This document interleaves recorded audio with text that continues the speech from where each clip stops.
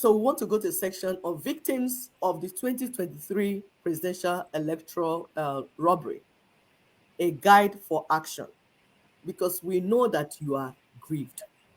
We know you all want to bring down the roof. You want to do this and but we want to provide guidance for you so that you have the outcome. So you will not be like NSAS. You shout NSAS, NSAS. By the time the politician carry food to give to your people that are shouting NSAS, everybody started going after food. Palliative, palliative. NSAS entered into palliative and people started pursuing Indomie.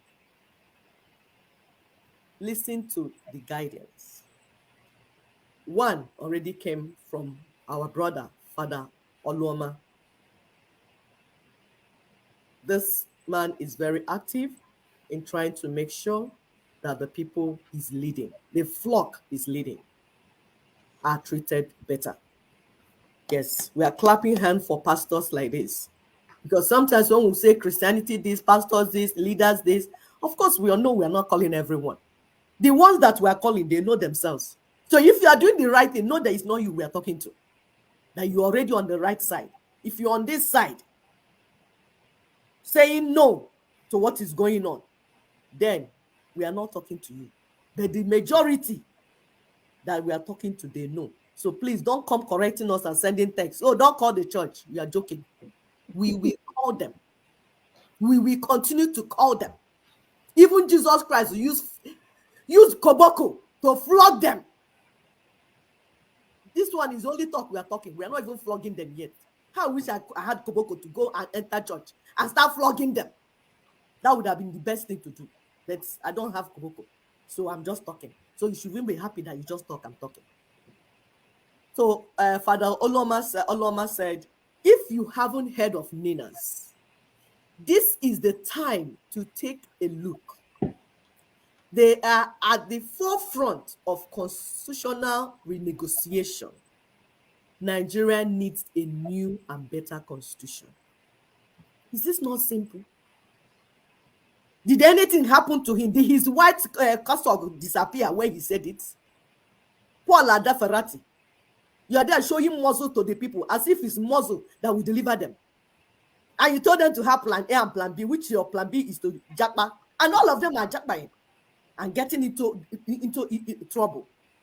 This is the type of leader, the type of leaders we are looking for.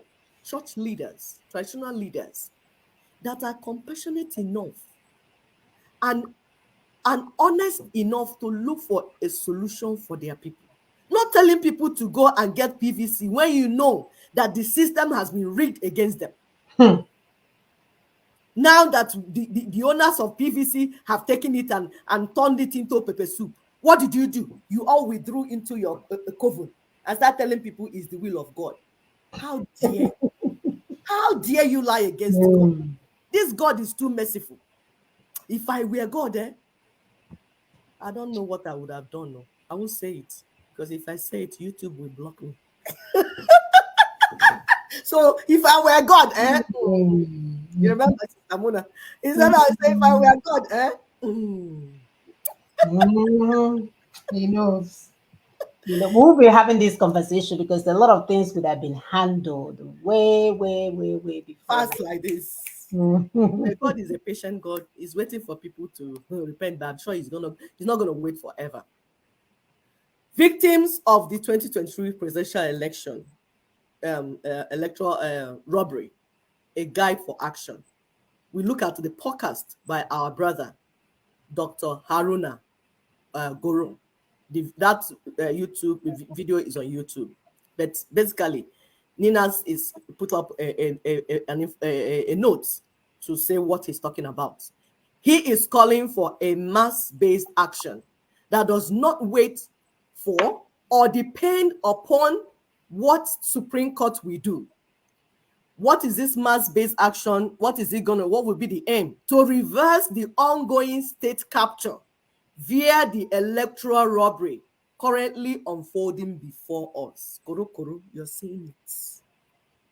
Beyond the question of electoral mandates from 2023 presidential election, this clarion call invites those who genuinely seek change to to look in the direction of Nina's union reconfiguration propositions. This is a matter of urgency before the mischief anticipated from the Supreme Court happens, because it's coming. Everything is already set. That's what this man was telling us in the video, that everything is already set and they're going to do it. They're not He's looking. setting an alarm, Yes. It's coming. Especially considering the disaster that could accompany that mischief. Eme ngwa ngwa, emeghara ọdachi. My people say if you do quick, you can avert catastrophe. We are peacemakers. Blessed are peacemakers, for they are the children of God. We are children of God, though. We are preaching peace, oh. Okay, oh. Let's be going. Let's come and be going. It's only Nigeria say, let's come and be going. So our brother, Reverend Father Ben Agbo, October 10th, 2023, put out 10 reasons why protesting for constitutional renegotiation, yes, and referendum is better than protesting for mandate recovery. These are the type of church leaders we are talking about. You cannot be a church leader where your flock, Jesus Christ told you that if one of your 100 flock, if one falls into a pit, that you should leave 99 and go and bring that one and bring it. But now all of the 100 have fallen inside pits. And you are dancing a willow and going where you're going. We commend these men of God. These are the type of men of God that we commend, and we are trying to bring him to Daughters of Truth for sure, so that he can explain these things better for us to understand. So let's read it out for you, the 10 things that he wrote. One, he says that if you chase constitutional renegotiation and referendum, that it will tackle Nigeria's problem from the roots rather than the branches. All the cosmetic changes you have been doing, it will not work. He said it guarantees better future and better economy.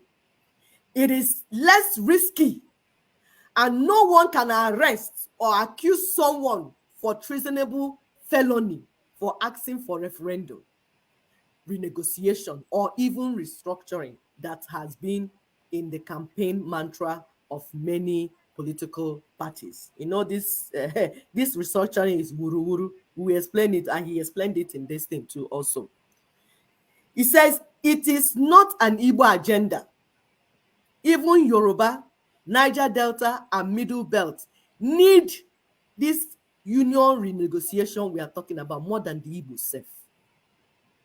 These other people need it more self. So it's not Igbo agenda. It is easier to transition the country now for constitutional renegotiation as the presidency of Tinubu is becoming more and more illegitimate. It is case of certificate forgery. It is better to take the country and start transitioning the country for constitutional renegotiation rather than wait for Supreme Court to legitimize this criminality and fraud. Number 6, he said nobody will be able to arrest even your dear P2B if the people supporting him, the obedient movement, if they protest for constitutional renegotiation. Even PDP, self-determination agitators, labor unions, student unions can champion this crusade.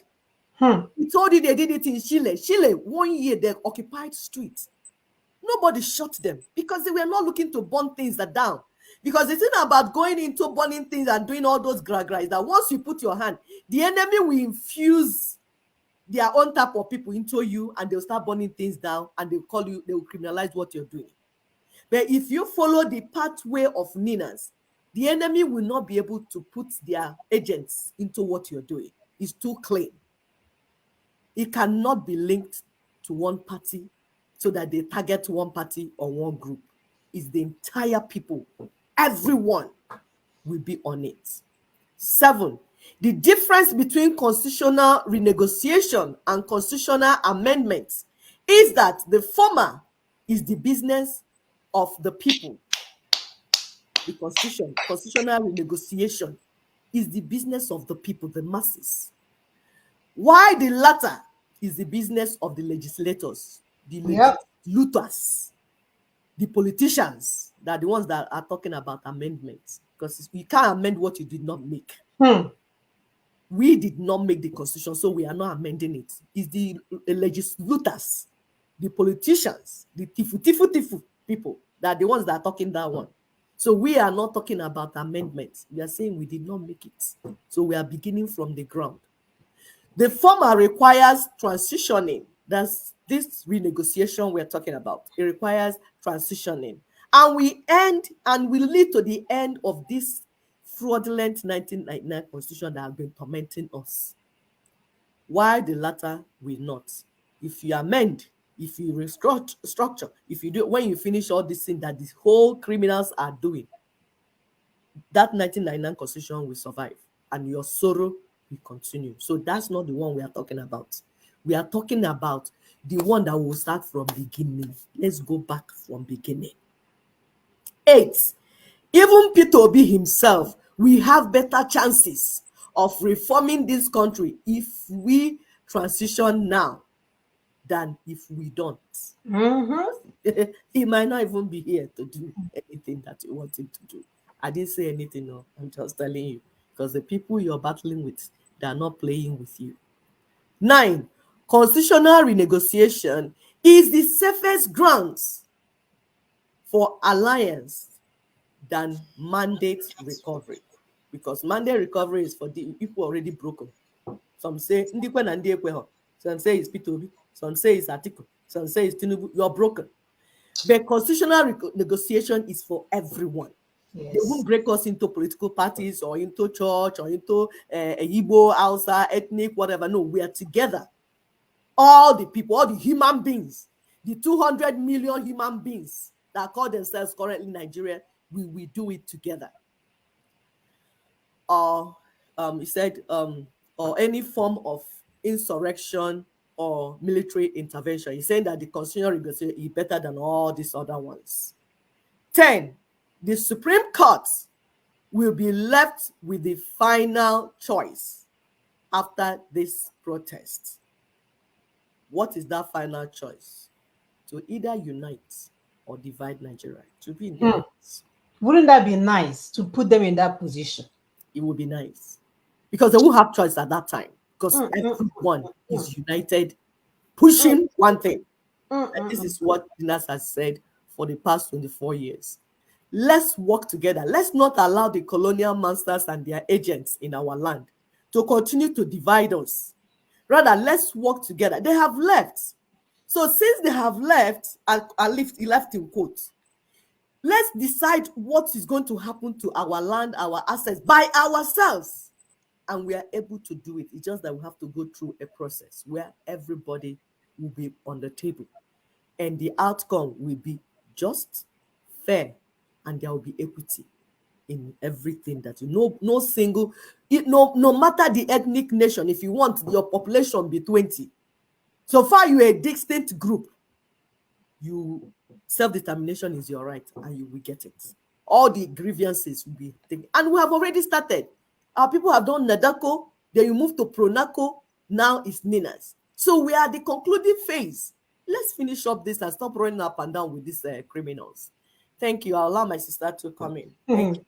They want to stop running up and down with the criminals that don't want you to move forward. Mm-mm. I want you to remain in a place where no matter if you sell all your lands, if you even sell your body parts to go to college, you will never find a job. And then they want to give you a proposition where you can now take student loan to go to school and still not get a job.